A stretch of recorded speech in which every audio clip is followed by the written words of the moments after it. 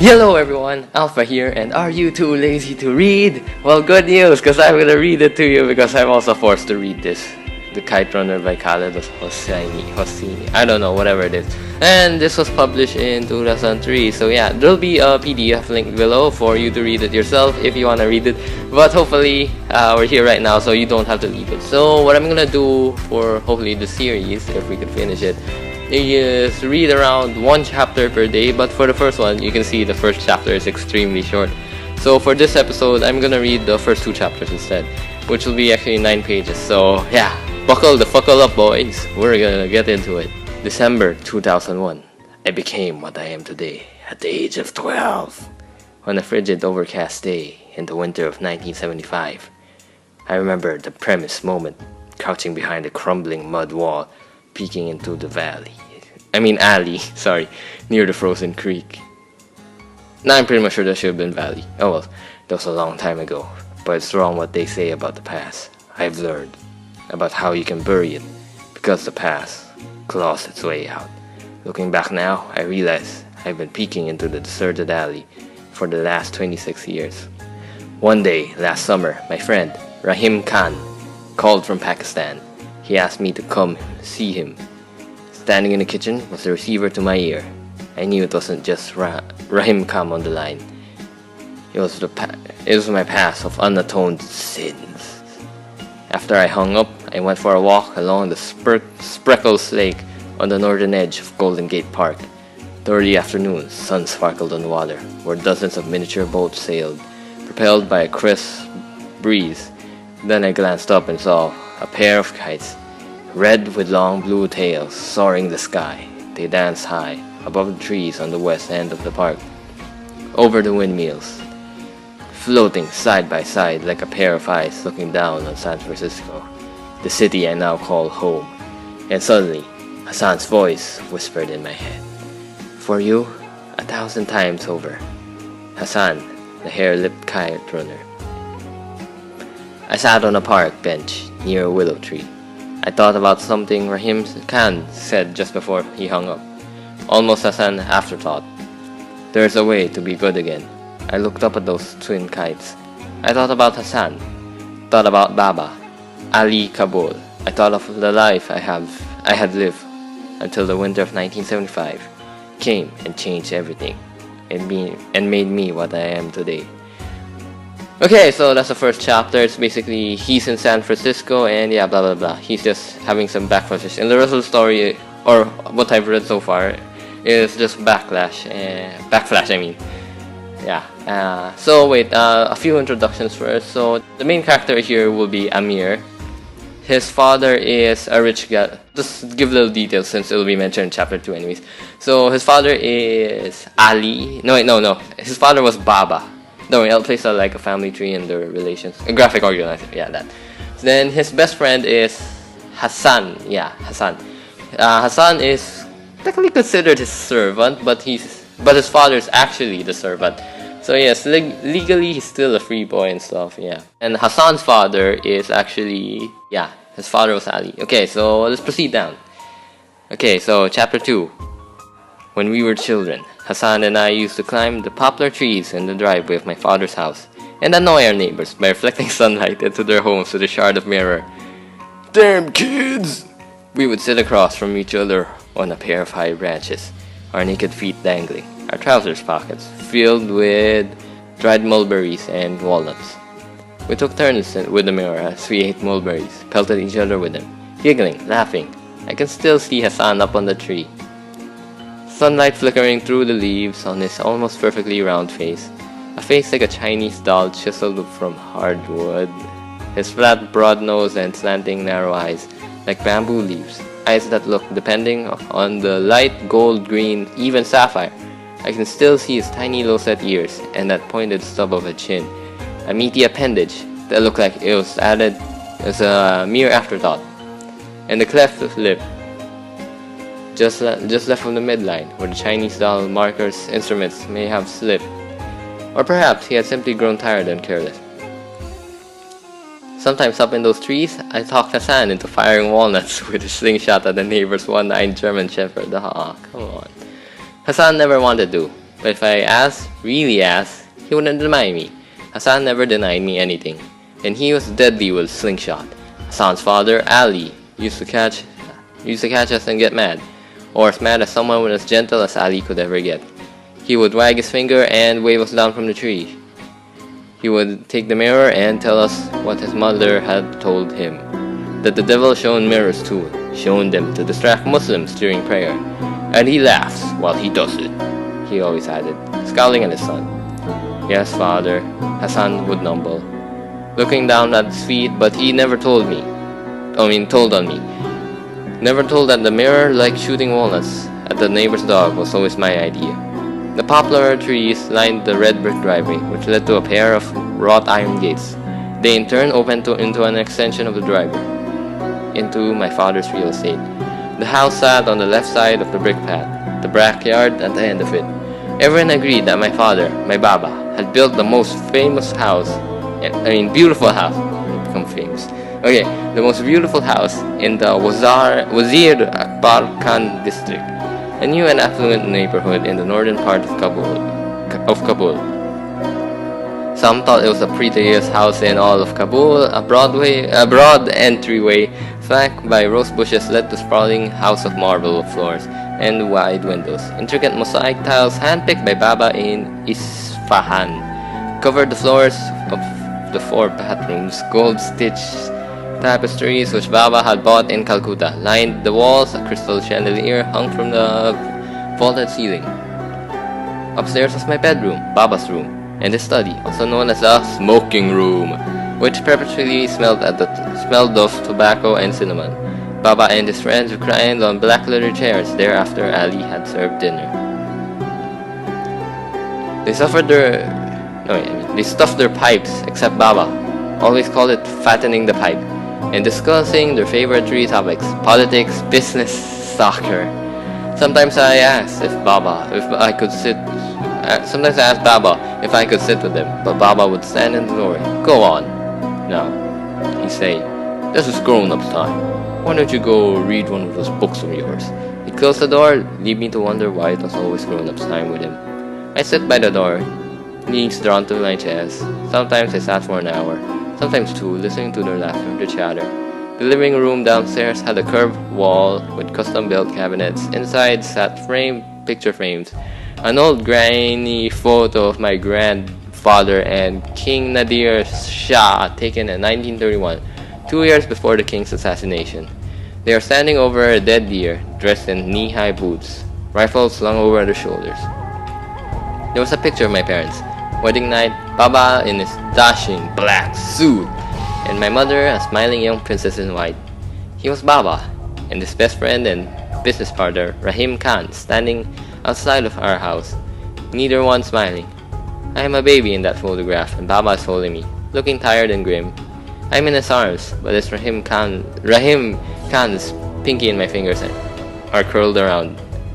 The curved wall led into the dining room, at the center of which was a mahogany table that could easily sit 30 guests, and given my father's taste for extravagant parties, it did just almost that every week.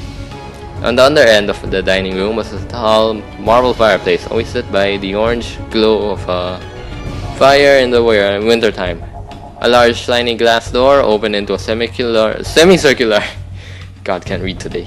Semicircular terrace that overlooked 2 acres of backyards and rows of cherry trees. Baba and Ali always had planted a small vegetable garden along the eastern wall. Tomatoes, mint, peppers, and a row of corn that never really took Hassan and I. Used to call it the wall of ailing corn. On the south end of the garden, in the shadows of a loca tree, was the servants' home, a modest little mud hut where Hassan lived with his father. It was there, in that little shack, that Hassan was born in the winter of 1964, just 1 year after my mother died, giving birth to me. In the 18 years that I lived in that house, I stepped into Hassan and Ali's quarters only a handful of times. When the sun dropped low behind the hills and we were done playing for the day, Hassan and I parted ways. I went past the rose bushes to Baba's mansion. Hassan to the mud shack where he had been born, where he'd lived his entire life. I remember the spare, clean, dimly lit by a pair of kerosene lamps. There were two mattresses on opposite sides of the room, a worn Herati rug with frayed edges in between, a three-legged stool, and a wooden table in the corner where San did his drawings. The walls stood bare, save for a single tapestry with sewn-in beads forming the words Allahu Akbar. Baba had bought it for Ali on one of his trips to Mashhad or Masad. I don't know. Is it silent H? I don't know. It was in that small shack that Hassan's mother, Sanubar, gave birth to him one cold winter day in 1964 while my mother hemorrhaged to death during childbirth. Hassan lost his less than a week after he was born. Lost her to a fate most Afghans considered far worse than death. She ran off with a clan of traveling singers and dancers. That basically meant that she went somewhere else, with other people. It doesn't really mean that she died.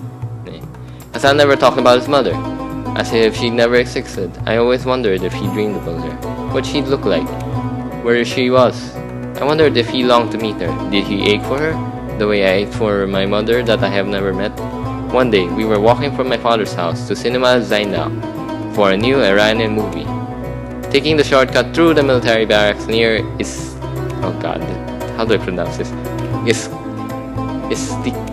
Istilal Middle High School. Baba had forbidden us to take that shortcut, but he was in Pakistan with Rahim Khan at that time. We hoped the fence that surrounded the barracks skip over the little creek and broke into the open dirt field where old abandoned tanks collected dust. A group of soldiers huddled in the shade of one of those tanks, smoking cigarettes and playing cards. One of them saw us, elbowed the guy next to him, and called Hassan. "Hey, you! I know you!" We had never seen him before. He was a squatly man with a shaved head and black stubble on his face. The way he grinned at us, leered, scared me. "Just keep walking," I muttered to Hassan. "You, the Hazara, look at me when I'm looking to you." The soldier barked. He handed his cigarette to the next guy. Made a circle with the thumb and... Made a circle with thumb, index, finger of one hand. Basically, he made a circle, then he kept poking his finger through it. I don't need to show you that. "I knew your mother. Did you know that? I knew her real good. I took her from behind, by that creek over there." The soldiers laughed. One of them made a squealing sound. I told Hassan to keep walking. Keep walking. With that, what a tightly little sugary cunt she had. The soldier was saying, shaking hands with the others, grinning later in the dark, after the movie had started. I heard Hassan next to me, croaking. Tears were sliding down his cheeks. I reached across my seat, slung my arm around him, pulled him close. He rested his head on my shoulder. "He took you for someone else," I whispered. "He took you for someone else." I'm told that no one was really surprised when Sanabor eloped. People had raised their eyebrows when Ali, a man who has memorized the Quran, married Sanobar, a woman 19 years younger, a beautiful but notorious unscrupulous woman who lived up to her dishonorable reputation. Like Ali, she was a Shia Muslim and an ethnic Hazara. She was also his first cousin and therefore a natural choice for a spouse. But beyond those similarities, Ali and Sanobar had little in common, least of all their respective appearances. While Sanobar's brilliant green eyes and impish face had, rumor has it, tempted countless men to sin, Ali had a congenital paralysis of his lower facial muscles, a condition that rendered him unable to smile and left him perpetually grim-faced. It was an odd thing to see the stone-faced Ali happy or sad, because only his slanted brown eyes glinted with a smile or rolled with sorrow. People say that eyes are the windows to the soul.